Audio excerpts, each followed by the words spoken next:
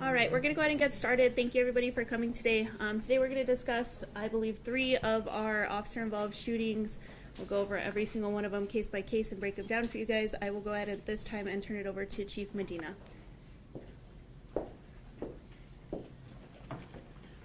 Good afternoon, everybody. This is our opportunity to present the latest three of the last 4 officer-involved shootings to the community and kind of give an update of where we are.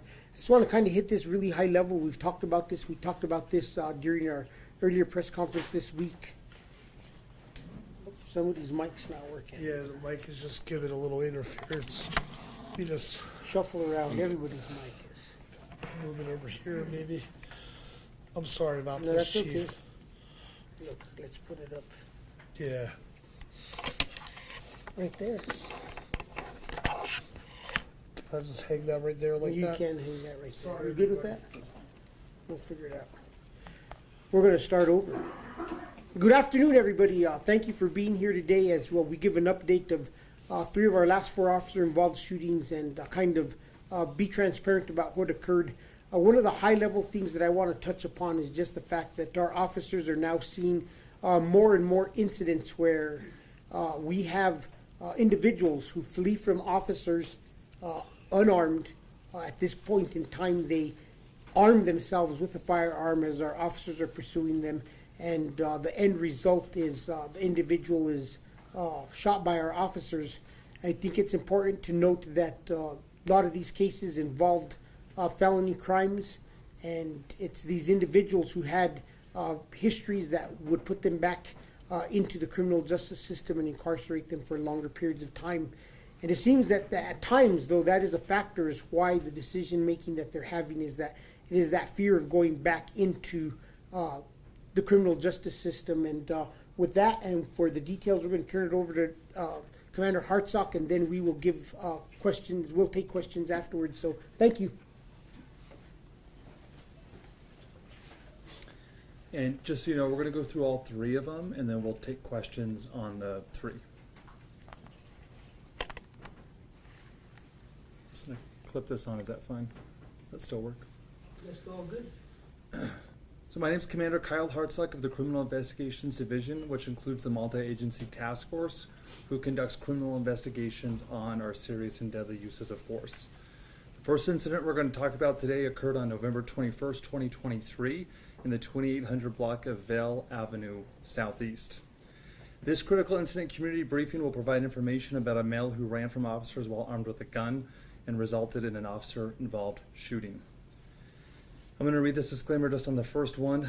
You're about to see relevant video footage and photos and learn about other evidence and police procedures related to the case so you can have a better understanding of what occurred based on what we know right now.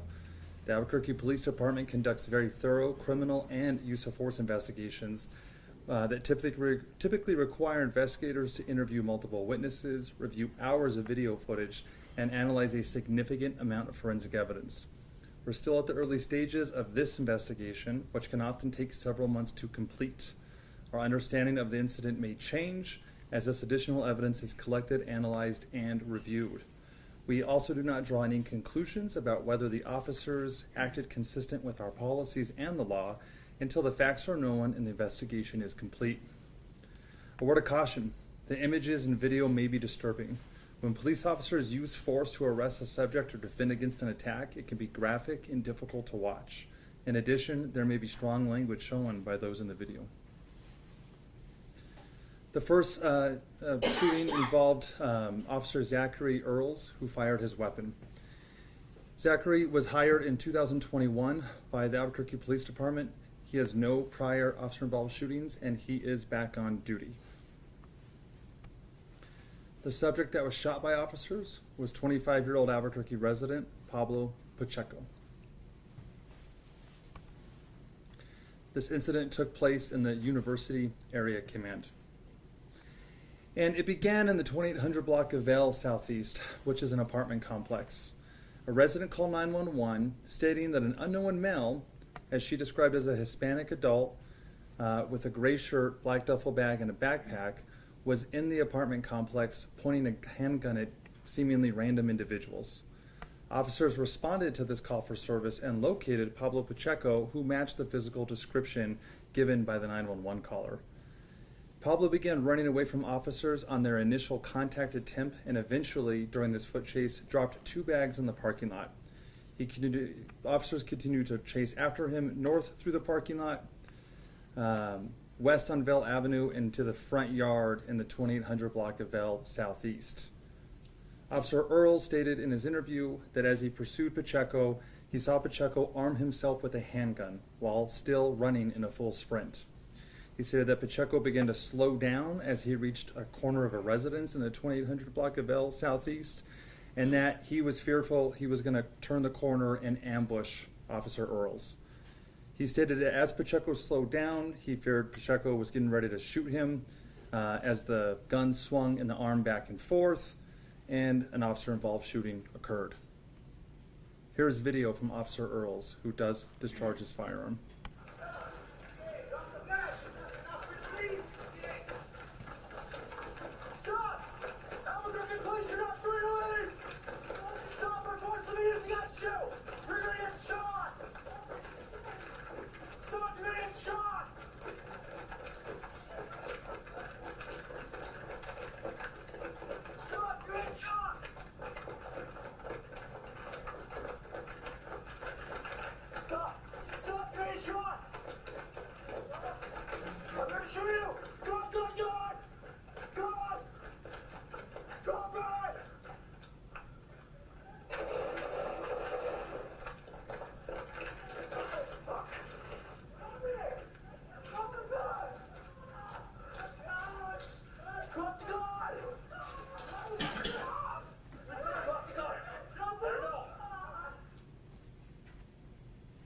This is still shot from the video you just saw, showing the gun coming out of the waistband or pocket area of Pacheco as he ran, and the officer identifying the firearm. This additional shot shows the firearm hanging down at the side as Pacheco is running away from Officer Earls. A total of 4 casings were located on scene from our officer's firearm. In this photograph, you can see where Pacheco landed by the vehicle. The red circles highlighting where his firearm was found. The cones are indicating where the blood trail started as he was shot and continued to run until he fell. This is a closer view of the handgun that was recovered that was on Pacheco as he ran.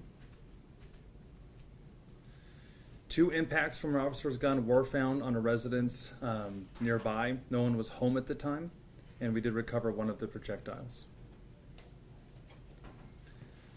A search warrant was completed on the 2 bags that Pablo had dropped at the beginning of the incident. 2 blue pills that we believe to be fentanyl were recovered, as well as an additional firearm magazine and a pocket knife were also inside the duffel bags. The magazine was not loaded. This is the actual firearm that Pablo was armed with at the time. It did have 1 round chambered and 5 more rounds in the magazine. An e-trace was conducted, and we were able to make contact with the owner out of South Carolina, who reported that the gun was actually stolen more than a year earlier, but had not reported it stolen. There was no NIBIN links to this firearm. Pablo was wounded that day and transported to the hospital, but did survive.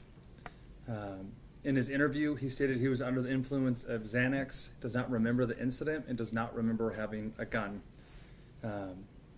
During a search of his phone, we found messages to friends or significant others indicating that he was suicidal that day. And those were the messages he was sending out to people on his phone. On December 26, 2023, after Pacheco was booked into jail, a grand jury indicted him for possession of a stolen firearm, aggravated assault, and aggravated assault on a peace officer. A pretrial detention motion was granted, keeping Pacheco in jail until trial.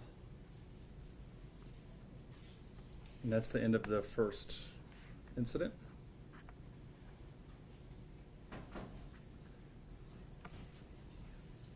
The second incident we're covering today happened on November 25th, 2023, in the 3600 block of New Mexico 528 Northwest.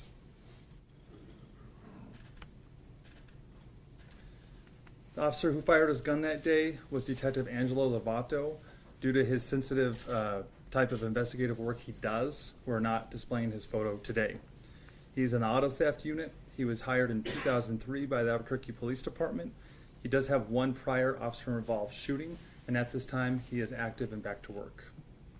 The person that was shot by the officers was 36-year-old Albuquerque resident Pete Jacob Martinez, who was 36 years old. This incident took place in the Northwest Area Command, and it began at Kohl's department store right near Coors and Ellison Northwest. During a shoplifting operation during the holiday time, which targeted shoplifting at retail centers in Albuquerque, a sergeant with the Northwest Area Command was contacted by Kohl's Loss Prevention about two individuals that were committing a felony level amount of shoplifting, which is generally over $500. The sergeant made contact with the individuals as they exited the store, and the female immediately surrendered, but the male, Martinez, fled, and while fleeing, officers on foot armed himself. Martinez ran from Kohl's to the Cold Stone Creamery, which had several customers inside. Just as a reminder, this was the Black Friday weekend, so it was a very busy time in the shopping area. After the store customers and employees exited, they told officers that the male with the gun had run out of the back of the Cold Stone Creamery and removed some of his clothing. Martinez was reacquired by officers and continued to flee from officers until he stopped just across the street in the 3600 block of 528. The distance between Kohl's and the place he stopped was approximately a quarter mile. This is video from a responding officer who did not fire but chased Martinez through the busy retail parking lot.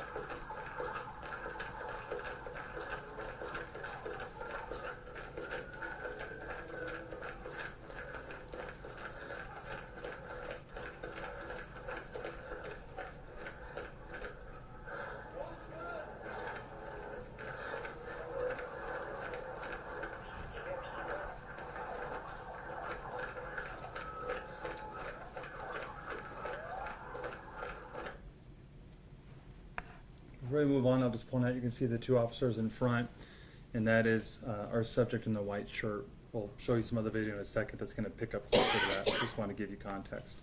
At the same time this foot chase is happening, the patrol sergeant is with the female half that was detained. She was identified and arrested that day as Monica Montoya. She did comply with the sergeant. She was placed into custody. As she was in custody with the sergeant, she could overhear his radio indicating the male had armed himself. She told the sergeant that Martinez, who at the time she wouldn't name at the sergeant's request, would kill himself or force others to shoot him if confronted. I'm going to play you some of that video right now. So keep in mind the foot chase is happening at the same time as this interaction. He's gonna do it. Please tell me he's gonna do it. No, he's gonna do it. He's gonna do it. You don't understand. He's gonna do it. What's his name? So we can talk to him. What's his name?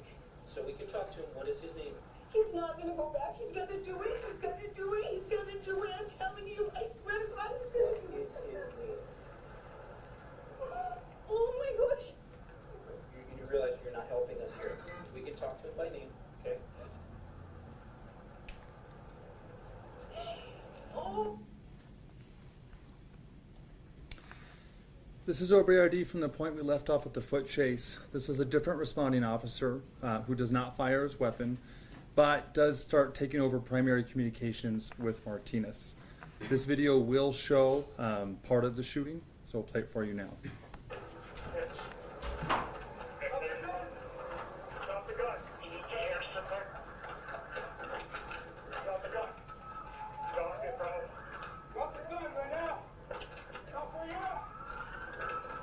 No, don't do it. Don't do it. Hey, bro. Stay back. Stay back. Don't do it. Don't do it. Hold on. Hey, Jacob. Yeah, I'm Jacob's police department, man. Talk to me, man. I need you to talk to me. I need you to talk to me.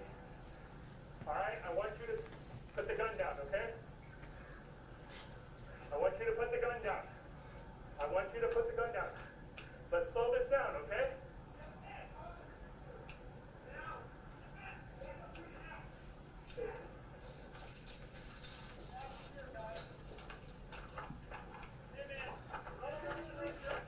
After you leave, you are under arrest. You want to resolve this peacefully. You can't do that with a gun in your hand. Please. At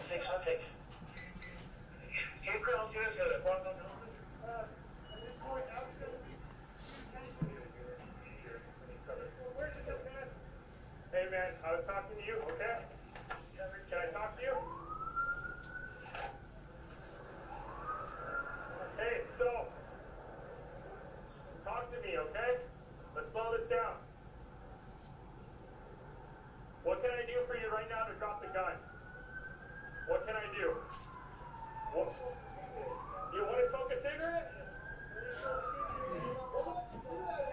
So if you want a cigarette, you need to comply with me. We'll make a deal. You put that gun down, I'll give you a cigarette. But I need that compliance, okay? What?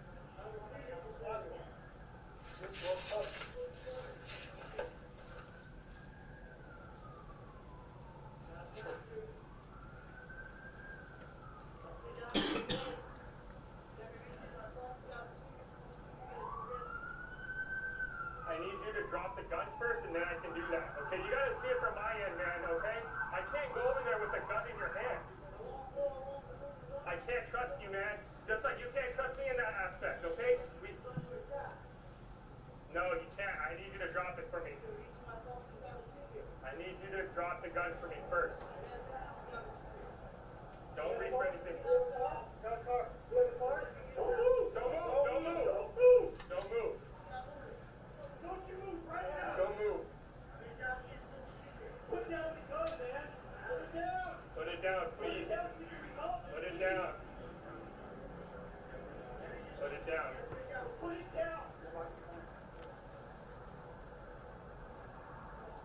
Put it down, man. We want to do this peacefully. You're not going to. We don't want to do this. I'm going to so put the gun down. Put the gun down. We don't want that either, man. Listen, we don't want to do this. We don't want to. No. Put down the gun down. Yeah, I got you. Fucking good. Yes. All right. Okay. Hey, put the gun down. Put the gun down. 124. Watch.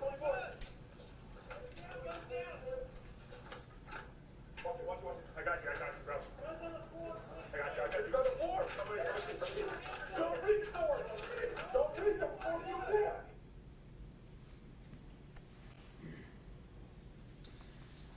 This is video from Detective Angelo Lovato, who does fire his weapon. The video you just saw, a different sergeant will show you his video in a second, does fire a 40 millimeter less than lethal round at Angelo. We'll show you a couple angles of that, or not at Angelo, at Martinez. This is the lapel of the officer who fired his gun. Now he does lay down on the rocks, so you're not going to get video from him, but we're still going to play it for you so you can hear the audio. 81756.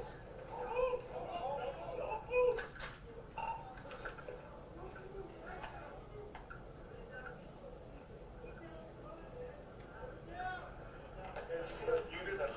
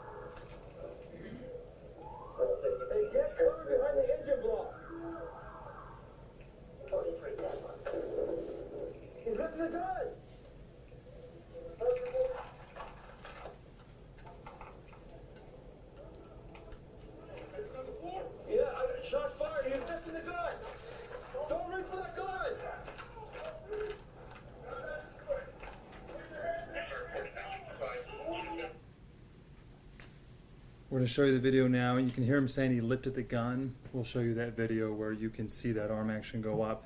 In that detective's interview, he stated, you can see that patrol unit right there off to the right, that the gun was being lifted towards that officer in that unit when he made the decision to fire. This OPD is from an on-scene sergeant who utilized a 40mm less than lethal impact launcher. And in that first video you saw of him talking to him, that sergeant's right next to that main officer. The sergeant doesn't fire his firearm, but does fire the 40mm less than lethal launcher. We'll play that for you now.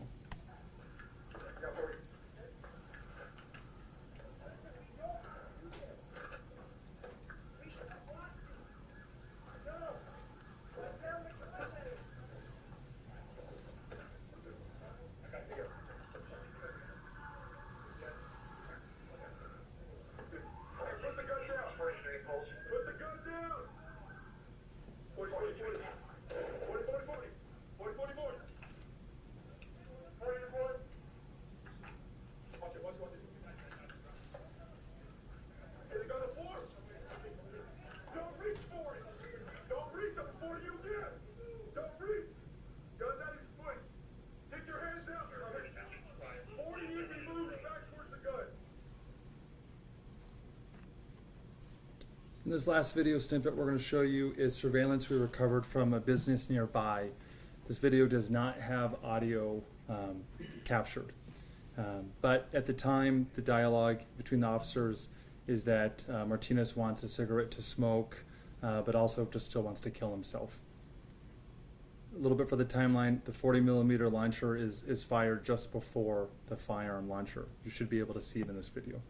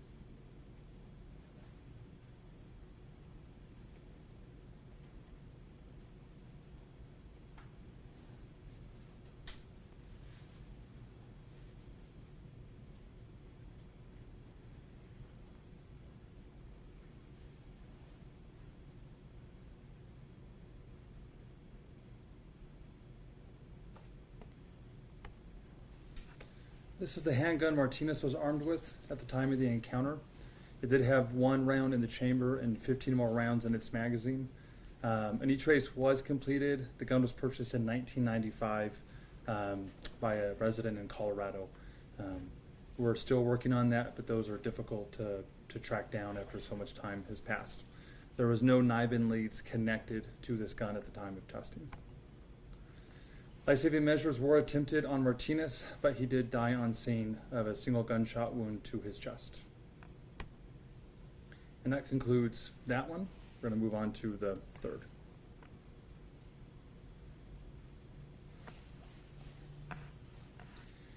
Final shooting we'll cover happened on December 7th, 2023 in the 4000 block of Montgomery Boulevard Northeast.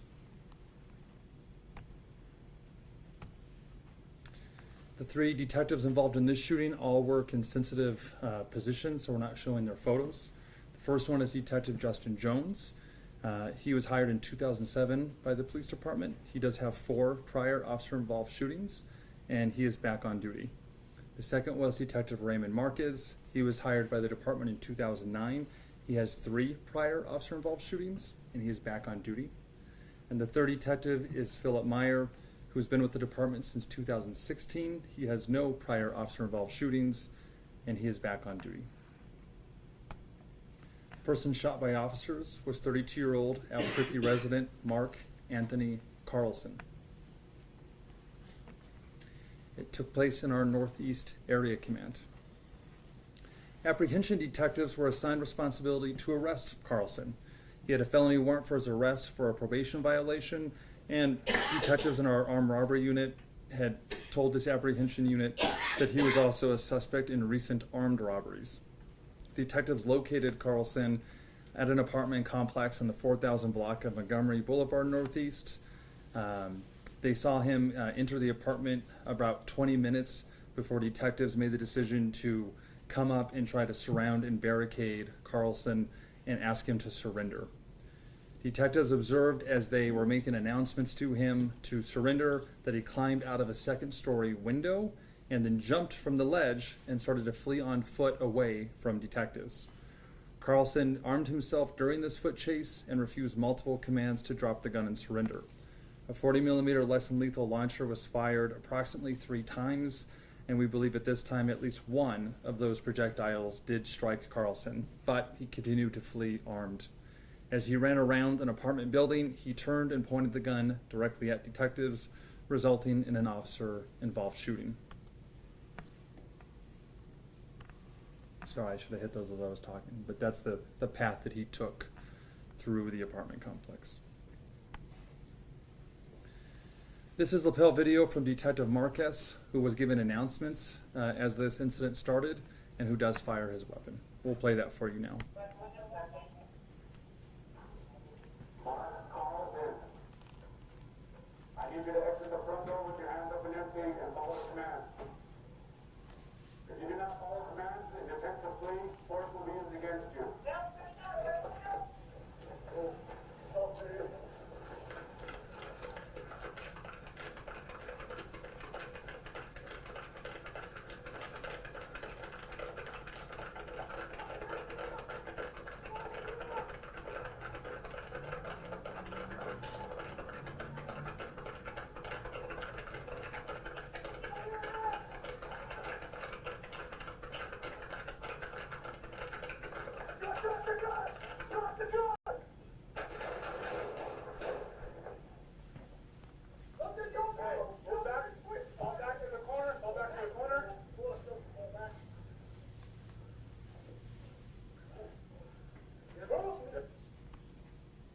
This is a still shot from the video you just saw, showing Mr. Carlson turning and pointing the firearm in the direction of the detectives.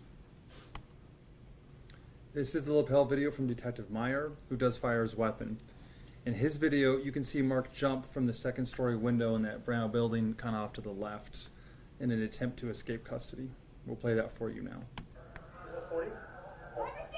Please hands up! He's going down! Get down! Get on the ground! Move it! He's running! Got him! Get on the fucking ground now! Get up! Stand it! 40 him! 40 him! 40 him! Get on the ground! Get on the fucking ground! Get on the ground! Get on the ground now! 40 him!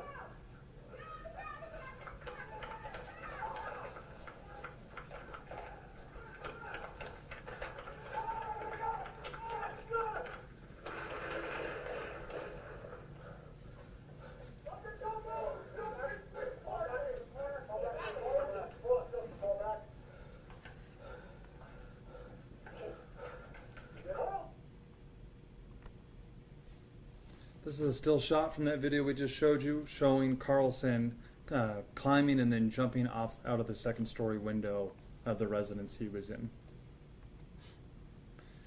This photograph we took shows the firearm laying nearby the area Carlson was shot. There was one round in the chamber, but none in the magazine. This firearm, we believe, was actually damaged during the shooting. One of our projectiles appears to have struck the firearm, destroying the trigger and the frame, and in the process actually obliterating the serial number. We're still working to recover a different serial number on the weapon if we can. Approximately 4 40mm less than lethal impact launcher munitions were fired. This is a photo showing one of those munitions laying on the gravel area of the apartments. This shows a separate one of those munitions. and this shows a third. The vehicle Carlson had been seen driving that day was found to be reported as stolen.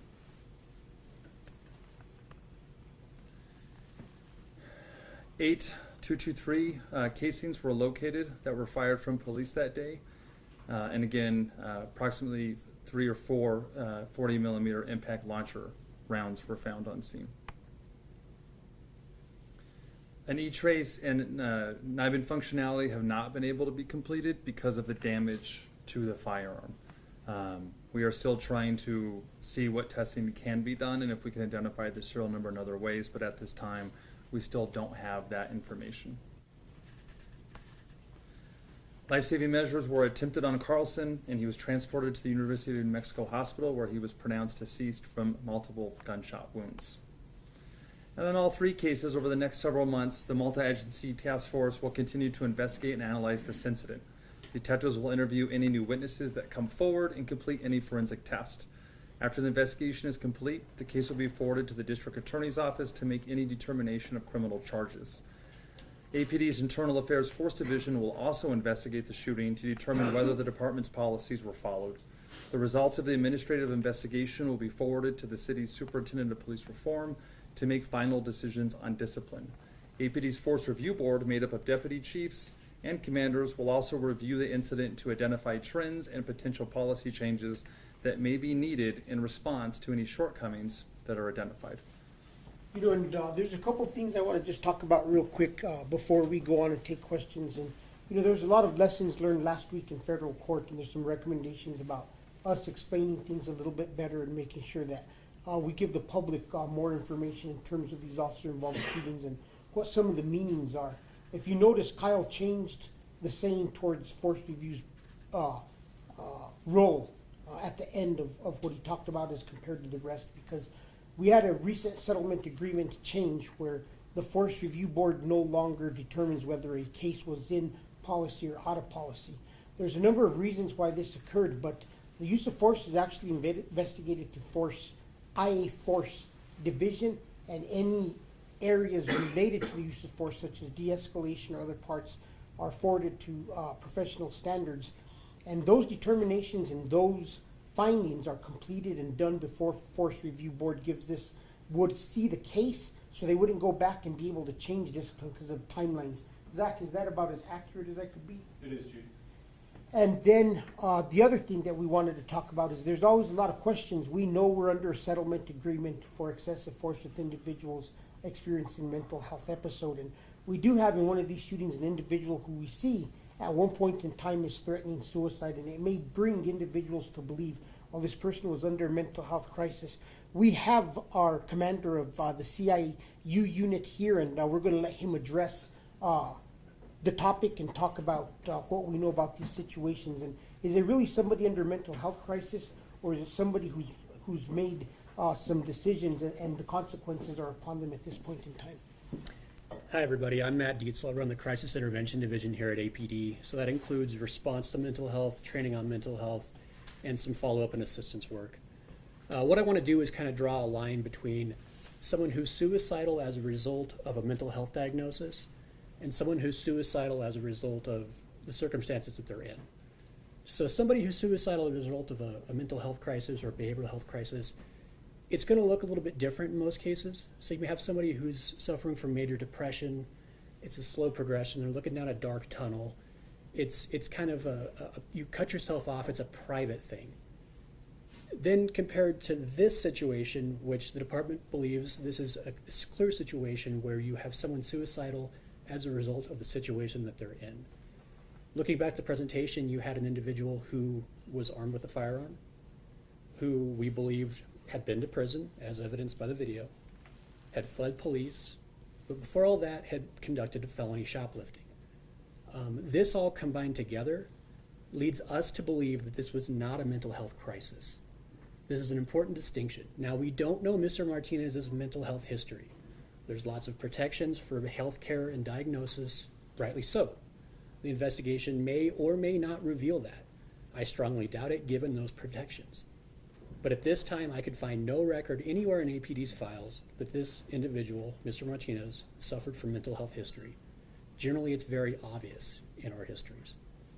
The last thing I want to talk about is anyone who's followed officer-involved shootings kind of realizes that officers are increasingly encountering individuals who, for whatever reason, are armed with a firearm and threatening themselves.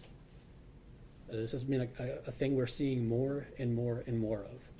Beginning this year, we're going to train on that scenario specifically and give officers an additional tool to try to use in that situation.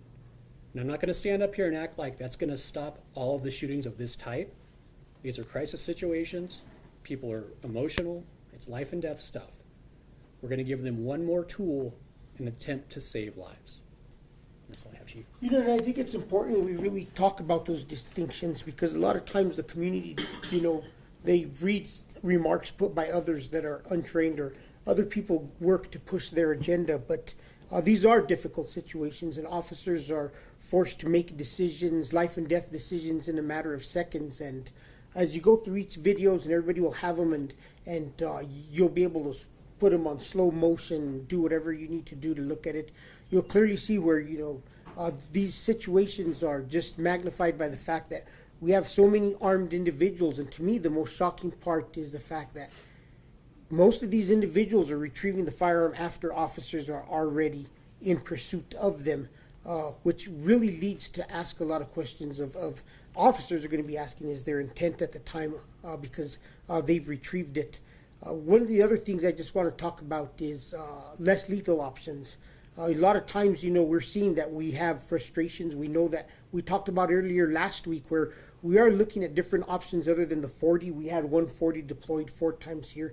The 40 is an impact weapon, but the reason the 40 is used as opposed to a taser is in some of these situations you will see that the distance for the use of a taser is beyond our abilities to utilize the taser. The taser has limited distance as opposed to a 40, but we're hoping that the advent of technology and us being able to incorporate the newest version of taser, that we'll be able to expand the usage of it. But we are aware of it, but it is better to have a tool that is capable to work outside of the ranges of our current tasers and capabilities than to have no tool at all, even though it may not at times be the most optimal tool. We're not the only law enforcement agency going through this. This is something that every agency across the nation, big or small, is going through, with the limitations that we have on less lethal and what their capabilities are. Some of the things I want to talk about that we haven't seen in the past, or that I could really, that sometimes were questions of that we've had to work to correct. In one of these incidents, you hear clear orders by one officer on the scene speaking to the individual and talking to him. I know that there's been questions in the past about, you know, well, all the officers are screaming, what's the person supposed to think? I think this goes to show us how we identify trends through Force Review Board, and as Matt spoke about, seeing these trends now, we're very quick in making, developing a training to correct some of those. So there's some of the things that we've worked on in the past, on making sure that we have one person out there who's delivering commands, one person who's a force array. All these things are advents to our how we respond to some of these cases through the process of this settlement agreement. And just the last thing I want to talk about is, like, our officers really slowed down a lot of situations, and they did have some limited success in negotiating and de-escalating the situations. But unfortunately, we'll never know what's in the mindset of some of these individuals and what turns these situations to the point where they become deadly force incidents. But we will continue to be as transparent as possible. We will work in the future. Like I stated, one of the biggest lessons learned in court was the fact that we should really work on emphasizing, and we're going to be working on a presentation in the near future to the community to talk about use of force. What is encaptured in when we talk about use of force within policy is at an all-time high, and what does that look like? So we do want to give more community education to the use of force topic, and we learned some takeaways last week, and we're going to make sure that we honor the system and that we do a better job at explaining the situations to the community. With that, we'll go to questions. Yes, sir. Chief, as we saw in the first 2 shootings, the guns were stolen in other states and brought here. The third one you guys are still investigating. Is this something you're seeing more often, and how is this concerning? You know, this is, and if you even look back to the shooting of our officer outside of the location on Central, that was also a firearm that came from another state. And that goes to show the distance that these firearms can travel to get to somewhere where they are being reduced in crime. One of the criticisms we always hear is when a new law takes into effect that it isn't as effective as we hoped it was. And I think that one of the things we have to remember is all these guns were stolen, with the exception of one, most of them were stolen over 5 years ago. And I'm hoping that some of the recent legislation from the years past, and specifically background checks that passed, I think it was about 3 or 4 years ago, that eventually that's going to catch up. We know the time frame of a firearm in the world of criminality sometimes is about 7 years, is one of the statistics I heard before it comes about. So I'm hoping that after 7 years that the background requirement is in place, that we'll be able to track guns better, because there'll have to be a documented history, or we'll have a last person who should have had that firearm, that if they didn't exchange it properly, that we could hold accountable for that portion. And that's why I urge, and I hope that all other states are able to pass those type of laws, or a federal law is passed that requires that background check between private ownership like the state of New Mexico has, because it's only going to help us hold individuals more accountable and help us track down who actually had the firearm last. Yes, ma'am. Is there any evidence, video or otherwise, that Pacheco was turning towards the officer, or did turn towards the officer? I didn't see it in the... Which one was that? Pacheco's the first one. The first one? I'll let Kyle cover that. That's the one video angle we have and what we've shown you. So we'll let you draw your conclusion, but that's the only angle we have. Yeah, I mean, you would, like, as you've isolated previous ones, you would have isolated had it been in that video clearly. If we think there's a benefit to zooming in, but then we try to give that benefit to you guys. Yeah. Go ahead. Go ahead. No, you go first. In the Coles incident, we saw the officer negotiating with the suspect, offering a cigarette, kind of taking it more easy. Do you want to elaborate on the training that officers are given in negotiation situations like that to try and get the suspect to drop their gun? Matt, you want to cover that? We'll let Matt give this. He's going to do it much more justice than me. Sure. So, as you may not have seen as well in that video, but there are other videos where they're basically pleading with that individual to drop the gun, basically saying things like, "We don't want to do this. We don't want to hurt you." So what they're trying to do is assure safety in terms of, if you do this, you will be safe. And that's a very common tactic. It's in pretty much every training we run, whether it's through the crisis intervention side or the crisis negotiation team side, is trying to get that little bit of trust between the two of them so they can move on to the next step, which would hopefully be dropping that gun in a safe way. Follow-up, do you guys know if the officers with the male suspect heard the woman suspect telling them that, like, he's going to kill himself, and they were aware of that in negotiation processes at that Well, point? the investigation isn't complete. We can't hear that it get transmitted on the radio. So at least at this point, it's not clear that it happens, but the investigation could reveal it was transmitted other ways. Yes, Matt. I was for Mr. Dietz. Well- Are you saying that someone cannot be in a mental health crisis due to like an unfolded situation? That it's like they can only be in crisis if they have like a previous kind of like behavioral issue? Not at all. So what I was drawing a comparison to was kind of how major depression manifests itself versus how this situation went. You absolutely can be in such a crisis mode that it ends up getting to a point that's similar to that. But this situation, that wasn't the case here. So you're saying you believe he was not in crisis? He was not in a mental health crisis. Now, he was definitely in a crisis generated by the situation that he was in. But is there a mental health component here? We don't know that based on what we see and the history we have. Okay, but I mean, like, would a nervous breakdown be considered a mental health crisis? Like, someone who's going to kill themselves because a situation has arisen around them that makes them, yeah. So let me give you an example that pretty much every police officer has had.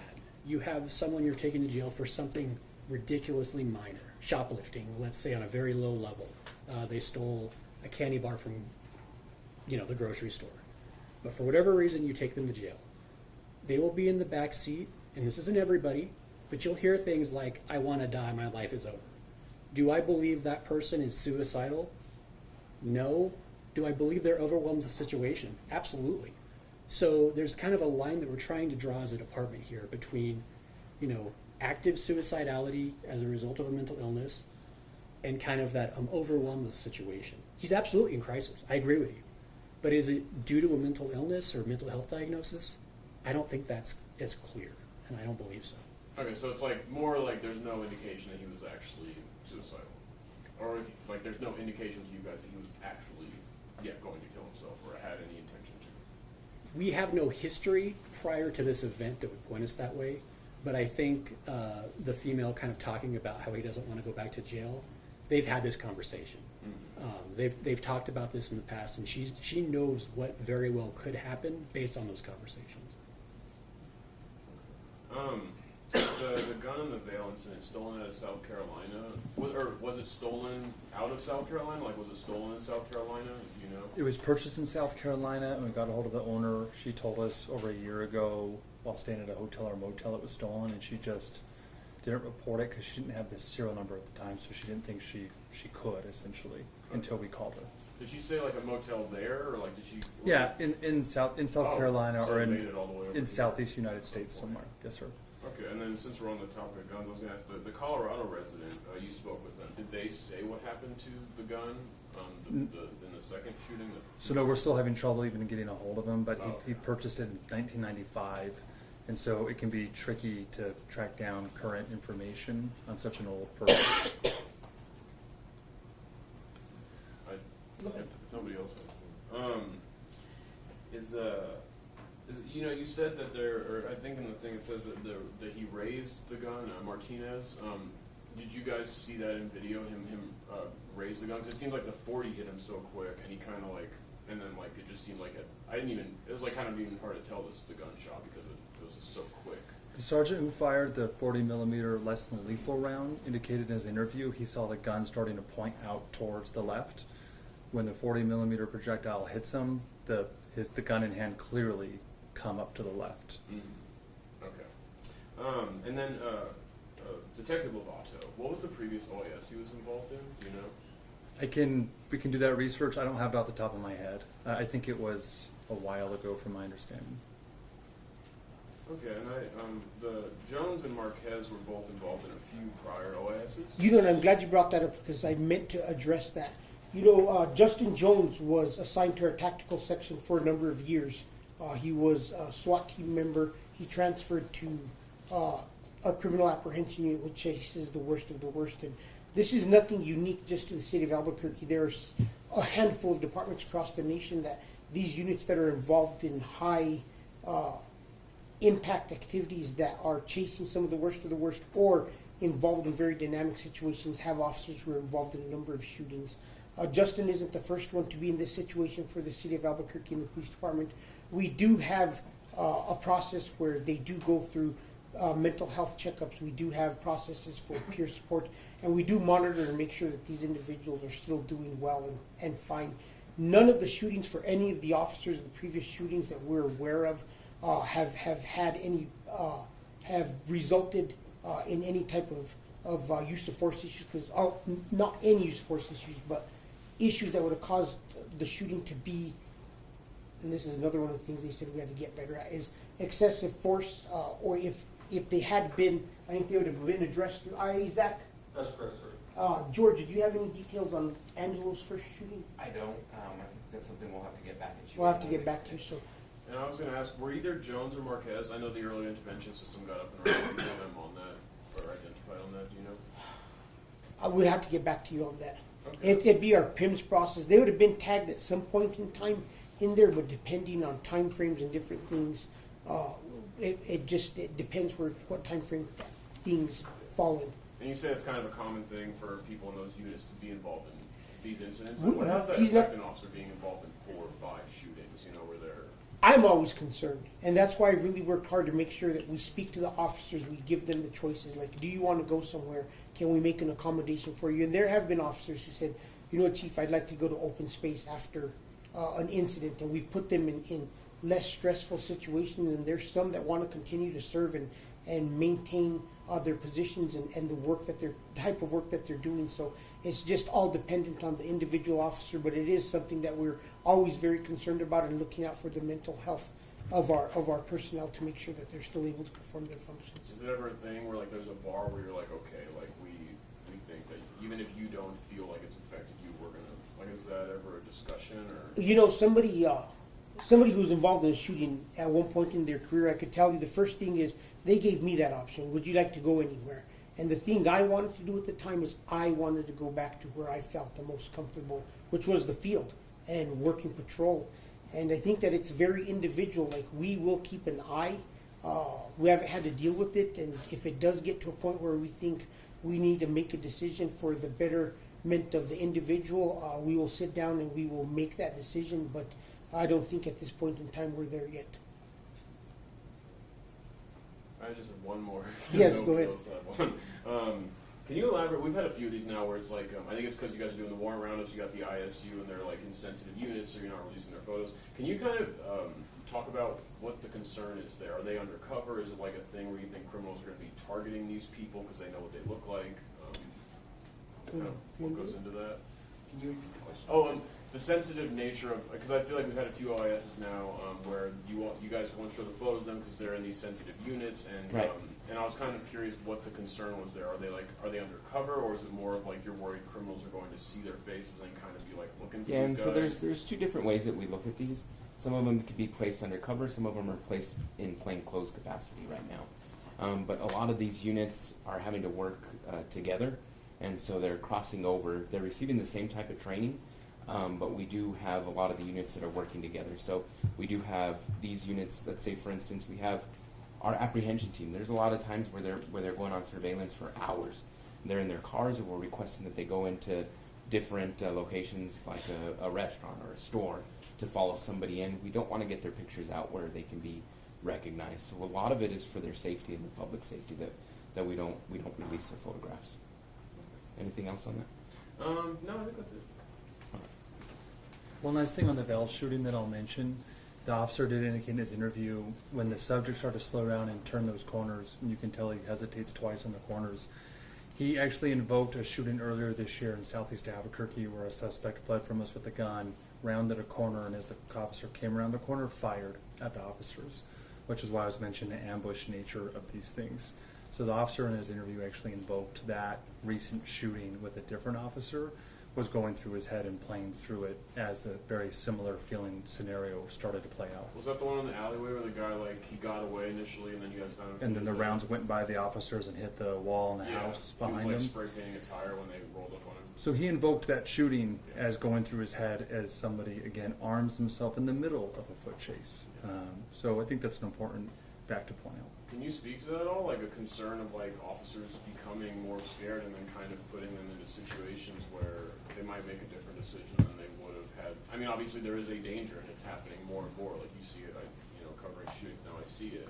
Is there any concern of that? Like also having that mental effect of? There is a concern. I think our officers are at a heightened level of awareness because of all these recent incidents where we've had. I talked about this in federal court last week. I don't think any other chief has had 6 officers shot. I've now had 6 officers shot during my 3-year tenure as chief, and that is an alarming number. I don't think anybody could go back and look at that. And there are certain things that need to change, and it's not necessarily the police department and our officers need to change alone. We need to change the culture in our community.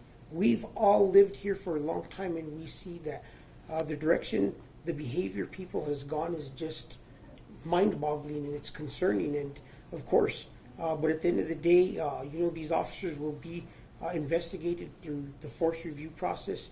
They will make the determination if their actions were correct or not. If we need to make changes as a department as a whole and add training, we'll do that. But I said it like as these incidents started to enroll, I even mentioned it to the monitor on his last visit. Like, this is a concerning trend that we are chasing individuals. And it's not like we walk up to an individual with a gun who takes off. We are chasing individuals who, in the process of knowing a law enforcement officer is chasing them, reaches into their waistband and retrieves the firearm.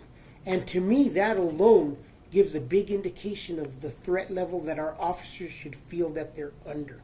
Because that individual clearly has demonstrated that they are retrieving a firearm for a purpose. If they pulled the firearm out and dropped it, I think we could all sit here and say, why did the cops shoot him?